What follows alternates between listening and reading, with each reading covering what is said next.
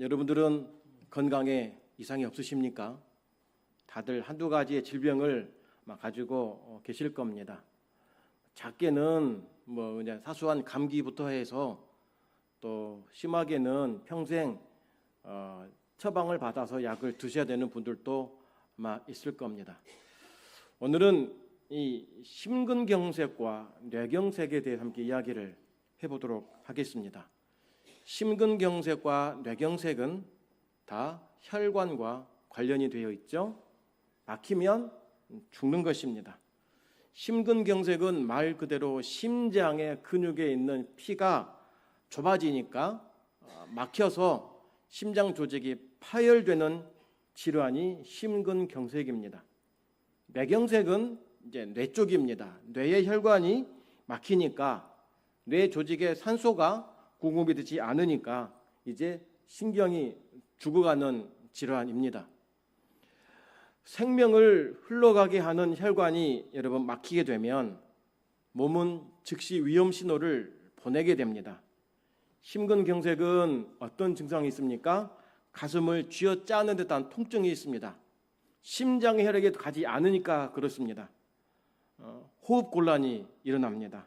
식은땀도 나고 메스꺼움, 또 팔, 목, 턱 이렇게 통증이 나타납니다.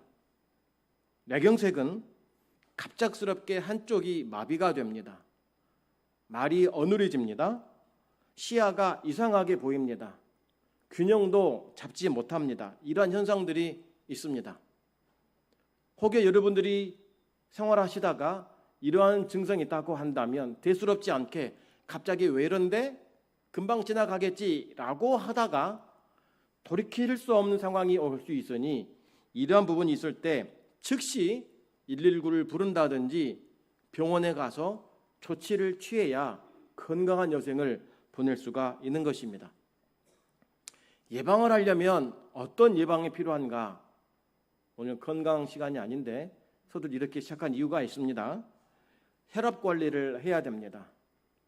피와 관련이 되어 있으니까, 핏줄과 관련되어 있으니까 피가 지나가는 혈관, 혈당 관리를 해야 됩니다. 금연은 물론이고 규칙적인 운동과 식사도 필요합니다. 그리고 이제 나이가 들수록 건강검진을 수시로 해야만이 내 몸의 이상 증상을 빨리 알아채고 해결할 수가 있습니다. 치료가 어떻게 되어 있느냐? 혈관을 뚫는 것입니다. 혈관이 막혀 있으니 문제니까 혈관을 뚫으면 살 수 있는 것입니다. 그래야 손상을 줄일 수가 있죠. 여러분, 혈관이 막히면 생명에 위협이 옵니다. 그러면 우리의 사람의 마음도 하나님을 떠나게 되고 죄와 우상으로 막혀 있으면 어떻게 될 것 같습니까? 하나님으로부터 오는 축복과 생명의 은혜를 잃어버리고 맙니다. 피가 멈추면 핏줄이 터지면서 내 몸에 건강이 이상이 있고 이것을 방치하면 결국 죽는 것처럼 우리 신앙의 영성관리, 신앙관리를 제대로 하지 않게 되면 하나님으로부터 부어져야 될 은혜와 축복이 중단되면 물론이거니와 멀어지게 된다라고 하는 것입니다. 여러분, 하나님에게 멀어지는 것이 무슨 대수롭지 않게 여기면 결코 안 됩니다. 물고기가 물을 떠나면 죽고 식물이 흙을 떠나면 죽듯이 우리는 하나님을 떠나면 죽을 수밖에 없는 존재들임을 여러분 믿으시기를 바랍니다. 하나님은 오늘 본문에서 에스겔 선지자를 통해서 이렇게 말씀하십니다. 흩어진 백성을 모으겠다. 더러운 마음을 씻어주겠다. 돌같이 굳은 마음을 내가 제거하고 거기에 새 마음을 주시겠다.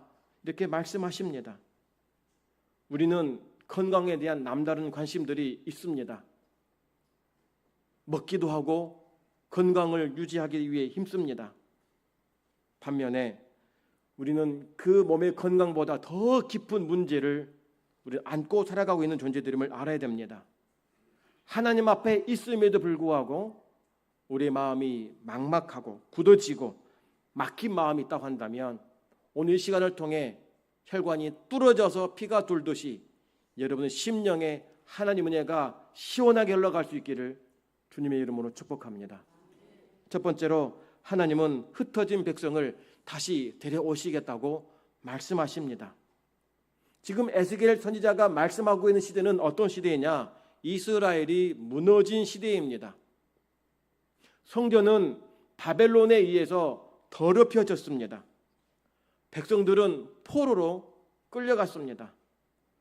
하나님의 이름은 이방 민족 가운데 조롱거리가 되었습니다. 너희를 지키던 하나님이 어디 있느냐? 그 하나님이 너희를 이렇게 만드시는 이 있느냐? 죽었지 않느냐? 가짜가 아니냐? 이렇게 조롱하는 거예요. 겉으로 보면 정치적인 패배이고 군사적 재난입니다. 하지만 하나님은 에스겔 선지자를 통해 그 원인이 어디에 있는지를 분명하게 말씀하십니다. 그 원인이 어디에 있을까요?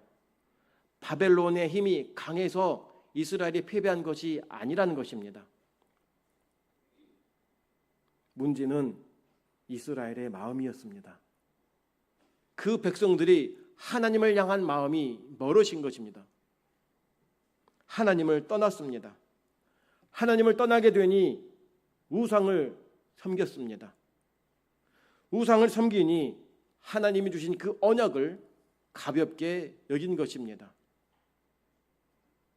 여러분, 뇌경색이나 심근경색이 시작하면 통증으로 우리에게 신호를 줍니다. 마비 증세나 통증으로 신호를 주면서 갑작스럽게 이것이 보이는 것처럼 우리는 느낄 수 있습니다. 어제까지 괜찮았는데 왜 갑자기 이러지? 이렇게 말합니다. 불과 몇 시간 전까지만 해도 잘 움직이고 잘 먹었는데 잘 걸었는데 왜 갑자기 이러지? 라고 이야기합니다. 여러분 생각해 보십시오. 과연 갑자기일까요? 늘 건강했다가 갑자기 이 증상이 왔을까요? 우리가 느끼지 못하는 그 순간에 오랫동안 쌓인 위험 요인이 이제 신호를 주기 시작한 것입니다. 조금씩 쌓여진 것들이 막히니까 그때서야 우리에게 신호를 주는 것입니다. 갑자기 그런 것이 아닌 것이죠. 영적인 삶도 마찬가지입니다. 여러분, 우리의 믿음이 갑자기 무너진 것처럼 보이죠. 저 사람 예수 잘 믿었는데 교회 잘 다녔는데 왜 저러지? 라고 할 수가 있습니다. 그러나 보이는 것이 전부가 아닙니다. 믿음이 무너진 이유는, 신앙이 약해진 이유는, 가슴이 차가워진 이유는 삶의 문제가 너무 커서 그런 것이 아닙니다. 자신을 분명히 돌이켜보면 오랫동안 하나님의 말씀을 멀리한 것이 시작입니다. 기도를 쉽니다. 깊은 기도가 있지 않습니다. 하나님을 찾지 않고 다른 것을 추구하고 더 사랑하게 됩니다. 이것이 쌓이게 되니 믿음이 마른 것입니다. 열정이 꺼진 것입니다. 내 마음이 공허해진 거예요. 누굴 탓할 수 있는 문제가 아닙니다. 우리가 그렇게 살아왔기 때문에 그 결과를 누리고 있는 것입니다. 지금 에스겔에서 말하는 이스라엘 백성들이 포로 생활도 마찬가지입니다. 우리가 우리가 준비를 못했다. 바벨론이 너무 강했다. 이게 아닙니다. 분명한 원인은 그들의 마음이 하나님에게 떠나갔기 때문에 하나님께서 징계를 내리시는 겁니다.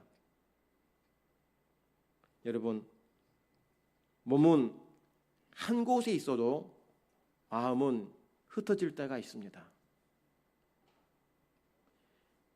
같이 예배 자리에 앉아 있어도 어떤 이는 마음의 염려로 다른 생각과 근심 가운데 있는 분들도 아마 있으실 겁니다. 가족과 함께 살면서도 그 마음에는 상처로 분노로 살아가고 있는 이들도 있을 겁니다. 교회에 있지만 한켠에는 인정받고 싶은 욕구, 남과 비교하면서 자기 의로 어떻게 하면 좀 나를 드러내볼까 하는 사람들도 있습니다. 그런데 이러한 상황 속에서 하나님이 우리에게 말씀하신 것이 무엇이냐? 내가 너희를 인도하여 내고 내가 너희를 모아 내가 너희를 데리고 들어가겠다 이렇게 말합니다. 내가 너희들이요. 하나님께서 흩어진 우리들을 인도하여 다시 모아서 고국 땅에 데리고 갈 것이라고 말합니다. 지금 상태가 어떤 상태입니까? 흩어진 상태예요. 온전치 않습니다. 회복의 시작을 어디에 맞추고 있느냐? 하나님의 주권적 은혜에 맞추고 있는 것입니다. 성도 여러분, 하나님은 흩어진 백성들을 그대로 방치하지 않으십니다. 죄로 흩어진 사람들을 찾아오셔서 스스로 돌아올 힘이 없는 백성들을 다시 붙드시는 분이 우리 하나님이십니다. 이것이 복음의 시작입니다. 복음은 하나님께서 죄인에게 찾아오신 소식입니다. 아담이 범죄하고 나서 아담 스스로 하나님을 찾지 않았습니다. 하나님이 아담을 찾으셨고 부르셨습니다. 아브라함이 하나님을 발견한 것이 아니라 하나님이 아담에게 찾아오셔서 불러주셨습니다. 포로된 이스라엘 백성들이 스스로 새 역사를 만들 수 없기 때문에 하나님께서 찾아오셔서 다시 모아서 새 나라로 세워주겠다라고 약속하신 것입니다. 이 놀라운 은혜, 하나님의 기쁘신 사랑 어디서 볼 수 있겠습니까? 성도 여러분, 오늘 우리의 삶에도 이런 흩어짐들이 있을 겁니다. 몸의 질병 앞에서 마음이 무너지지요. 가족의 문제 앞에서 마음이 흩어집니다.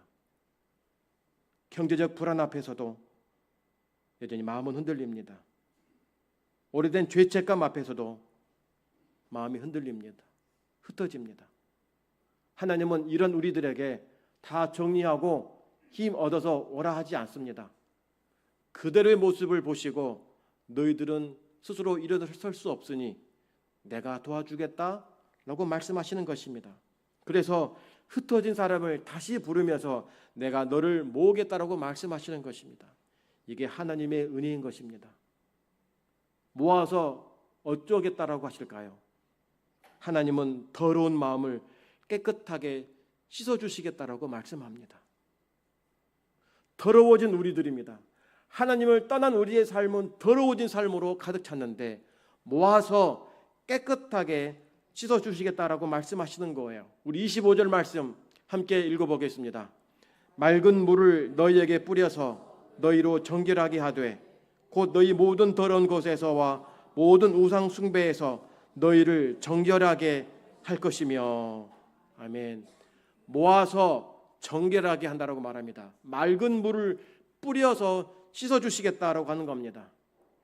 여러분, 장소가 바뀐다고 해서 우리의 마음이 바뀝니까? 우리 마음이 바뀌지 않으면 여전히 우린 죄 아래 있는 것입니다.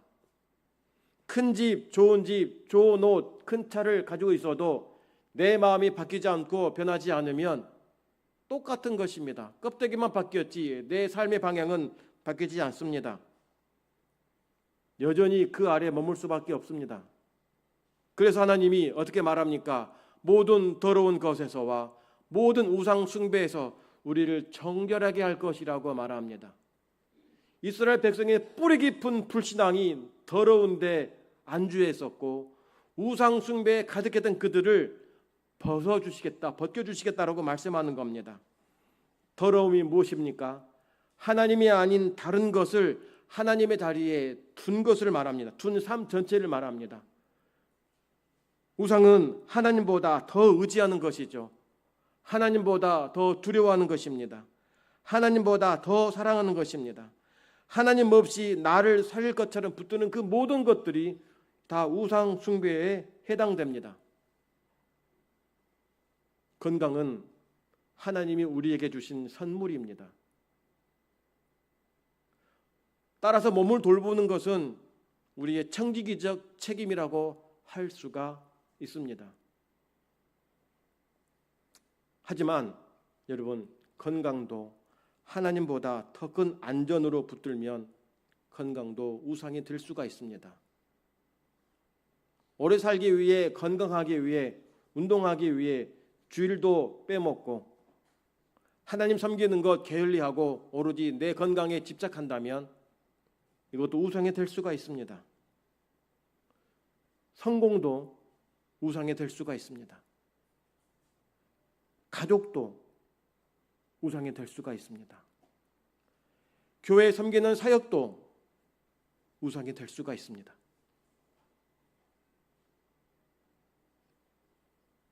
그래서 하나님이 뭐라 말씀하십니까? 내가 맑은 물을 너희에게 뿌려서 정결하게 하겠다, 이렇게 말씀합니다. 정결은 하나님이 주시는 은혜입니다. 우리 스스로 깨끗하게 할 수가 없습니다. 구약에서 죄의 얼룩은 자기 반성만으로 지워지지 않습니다. 반성한다고 죄가 해결되는 것 아닙니다. 하나님이 씻어 주셔야 됩니다. 구약에서 물은 정결을 상징합니다. 그래서 죄로 더러워진 사람이 물을 씻어야만이 공동체 안으로 들어올 수 있었습니다. 부정한 것 만지면 밖에 살아야 됐습니다. 일정 기간 머물러야 되고 물로 씻은 다음에 옷도 빨고 몸도 씻은 다음에서야 들어올 수 있었던 것입니다. 하나님은 저와 여러분의 죄를 모른 척하지 않으십니다. 그 죄로 무너진 우리들을 살리시기 위해서 죄의 값을 통해 십자가에서 담당하게 하실 예수님을 우리에게 보내주셨습니다.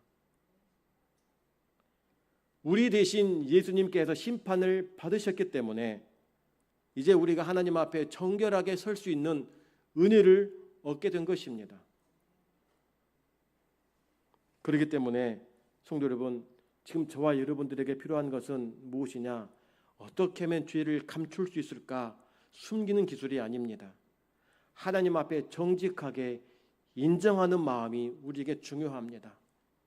환자가 의사에게 자기 병명을 감추면, 숨기면 이게 치료가 되겠습니까? 있는 그대로 다 말하지 않습니까?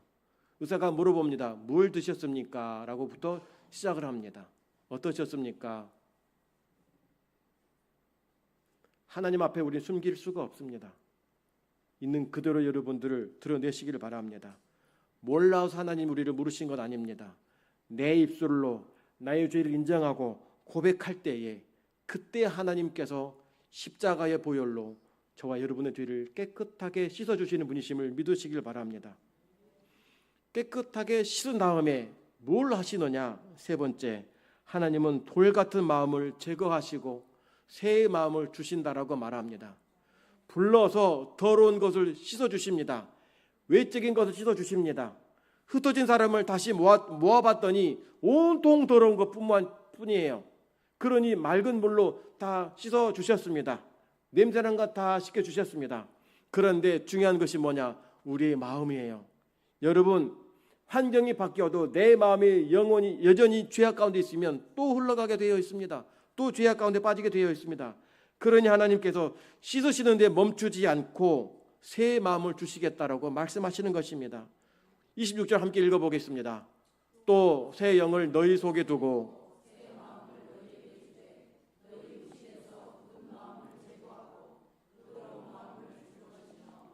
아멘.